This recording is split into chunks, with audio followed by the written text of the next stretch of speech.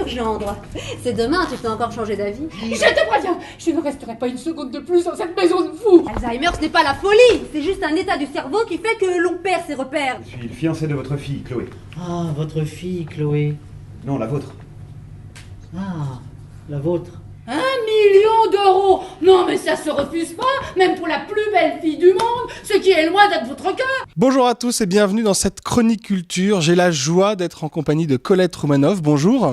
Bonjour Valentin. Alors vous êtes la mère d'Anne, de Valérie, de Catherine, mais aussi la femme de Daniel. Oui. Et c'est à son propos que vous avez écrit cette pièce, La Confusionnite, que vous allez présenter au théâtre Montancier vendredi 17 octobre à 20h30. C'est pour clore la semaine bleue dédiée aux personnes âgées. Première question toute simple, pour ceux qui ne l'ont pas vue, cette pièce, que raconte-t-elle ? Alors cette pièce, c'est une pièce assez pédagogique. D'abord, c'est une pièce drôle, il faut le dire. Une comédie. Une comédie. C'est construit comme une comédie de boulevard, comme du théâtre de boulevard, parce qu'il y a beaucoup de rebondissements, de quiproquos, de personnages qui se présentent d'une façon ou d'une autre. Voilà. Donc il y a vraiment toute une trame. Mais une comédie qui traite d'un sujet assez grave. Qui traite d'un sujet très important, qui est donc la maladie d'Alzheimer. Alors, La Confusionnite, c'est une pièce qui parle de la maladie d'Alzheimer, inspirée de votre expérience, mais qui a une trame, une vraie trame, un théâtre de boulevard. Qu'en est-il exactement ? Il s'agit d'amours impossibles, de consciences torturées ? De quoi s'agit-il ? Alors, il faut que je vous dise d'abord que cette pièce, elle est construite comme une pièce de Molière. C'est-à-dire que tout se passe en quelques heures. Donc, il y a un concentré d'action. Et au départ, eh bien, ça se passe mal. Les amoureux sont très malheureux, comme souvent dans les pièces de Molière. Ça commence toujours comme ça. Les amoureux, ils ont des problèmes terribles avec leurs parents, souvent d'ailleurs. Et des histoires d'argent, beaucoup. Beaucoup, vous prenez l'avare, vous prenez les Fabrice Capin, vous prenez le Tartuffe, vous prenez tout ça. Il y a toujours des problèmes terribles de... Oui, l'argent a un rôle très important puisque le gendre est tiraillé entre la promesse d'1 million d'euros, c'est son père qui a laissé une lettre et qui explique que s'il veut toucher de l'argent, il doit attendre 5 ans avant de se marier, et son amour qui est immédiat pour Chloé, et donc il va devoir faire un choix, c'est de la problématique. Voilà. C'est un dilemme cornélien, et en fait il se trouve placé justement devant un dilemme, l'argent, l'amour, alors qu'est-ce qu'on choisit, et puis est-ce que c'est vrai cette histoire, est-ce que c'est une histoire inventée? Donc tout ça c'est un mystère, et on ne sait pas vraiment si c'est vrai, si c'est pas vrai, comment ça va se finir. Et bien comme dans les Molières, ça se finit très bien. Car à la fin, les amoureux sont contents, tout le monde va bien, et ça se finit très très bien pour tout le monde, la pièce.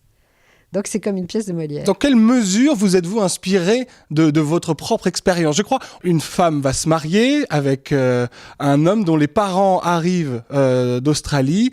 Vous-même, ou plutôt le personnage qui vous correspond, est donc avec un mari atteint d'Alzheimer. Ouais. Et elle essaye de préserver son mari de toute situation de stress.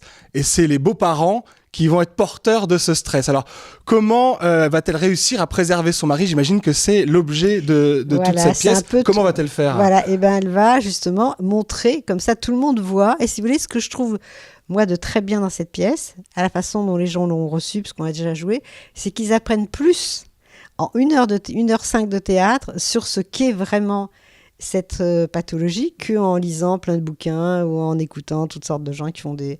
Voilà. On apprend par l'expérience. Alors. Voilà, on voit l'expérience vécue et on voit le vécu et qu'est-ce qui est possible et qu'est-ce qui se passe et comment on peut sortir de situations vraiment désagréables. Voilà, et comment on peut s'en sortir et comment on doit aussi accompagner. Il y a vraiment... un mode d'emploi d'accompagnement qui est montré. Voilà. Vous, c'est justement l'option que vous avez prise avec votre mari Daniel, oui. De préserver Daniel de toute situation de stress ? Oui, parce que si vous voulez, le stress, ça fait du bien à personne. On est d'accord ? Alzheimer ou pas ? Non, voilà, ça fait du bien à personne, mais dans ce cas-là, ça fait trop de mal.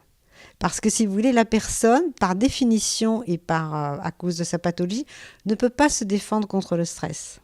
Et c'est ça qui enclenche énormément de situations que les gens disent, il y a des problèmes de comportement, mais c'est chaque fois il y a du stress. Vous parlez oui. Si on enlève le stress, la vie devient vraiment simple. Vous parlez d'éponge, c'est ça, les personnes une grande sensibilité, une sensibilité très grande que souvent les gens ne voient pas ou ne comprennent pas parce qu'ils disent, ils se souviennent pas, mais c'est pas parce qu'ils se souviennent pas, ils sont justement très présents.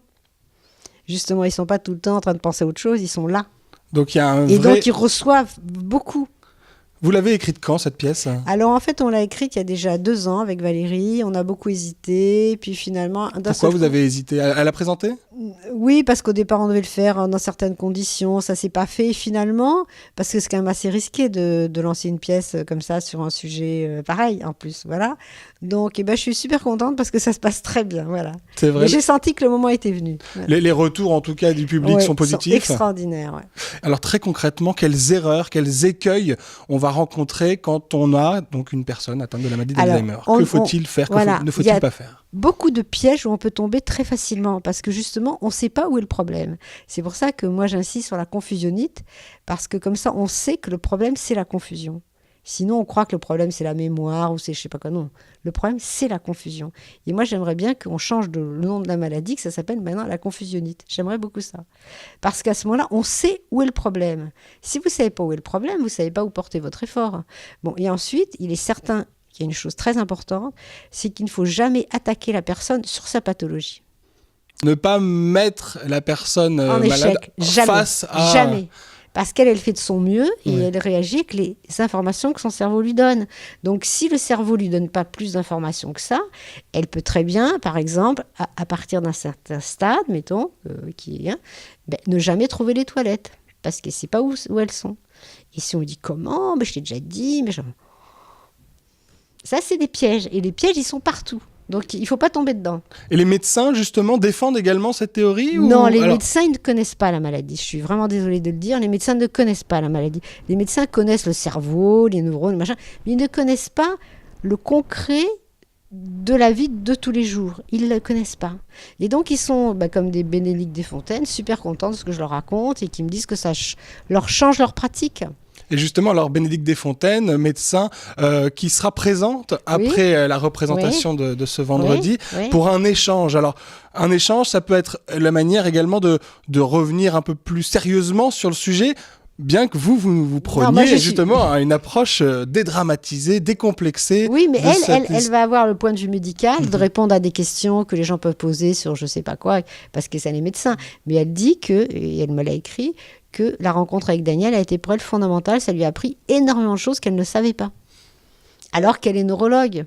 On revient sur la pièce, la confusionnite, qui se jouera donc vendredi à 20h30 au Théâtre Montansier. Elle a prévu de tourner encore après, derrière ? Ah oui, bien sûr. Donc, d'abord, on joue à Paris aussi, à la Manufacture des Abbesses. Et ensuite, cette pièce sera reprise au Théâtre Fontaine en janvier et va normalement tourner beaucoup en France. Parce que j'ai beaucoup de demandes.